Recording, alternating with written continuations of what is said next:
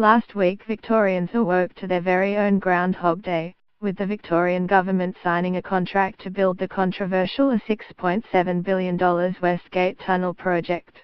Like the controversial East-West Link, this project has no electoral mandate, and was rushed through the formal planning processes. It's also part of a trend seen in other Australian states for projects to be announced before alternative planning options are considered. Read more. East-West Link shows miserable failure of planning process.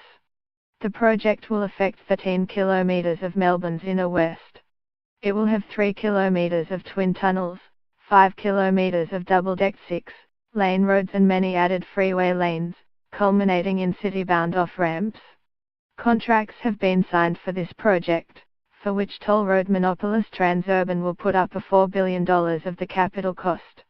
Using new provisions for market-led infrastructure proposals, the project has avoided public scrutiny.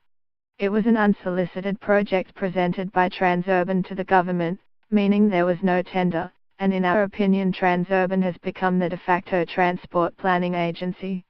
Déjà vu, after the 2014 state election, the new Victorian government fulfilled its controversial election promise to cancel the East-West Link, EWL. We supported cancellation because of improper process and lack of evidence-based planning, believing it would create a city Melburnians do not want to live in. Many of these views were supported by findings of the Victorian Auditor General. 3 years on, the Victorian government has expedited contract closure for an equally bad road project. The Westgate Tunnel is 12 times larger than the $500 million Westgate distributor promised by the Australian Labor Party in 2014. The government hasn't clearly established the need for the larger project. Expert opposition just before contracts were signed. 28 Victorian urban planning, transport, health, safety and engineering experts expressed deep concerns to state parliamentarians. They called for an integrated transport plan for Melbourne and Victoria, as required under the Transport Integration Act, 2010. Their open letter accompanied a report outlining serious problems with the Westgate Tunnel project, summed up in 2 key concerns.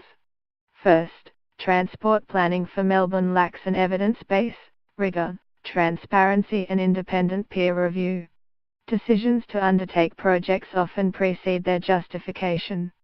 Second, recent decisions to proceed with major road projects have not considered viable alternatives, as required by the Act.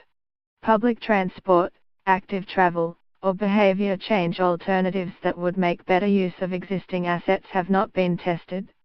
This is not unique to Victoria. New South Wales and Western Australia have similarly proposed controversial toll road projects without considering alternatives. Parliament should put the Westgate tollway on hold to allow democratic review, while preparing an integrated Victorian transport plan. The academic community and the many community sector advocacy groups stand ready to assist in this process. Look to other cities.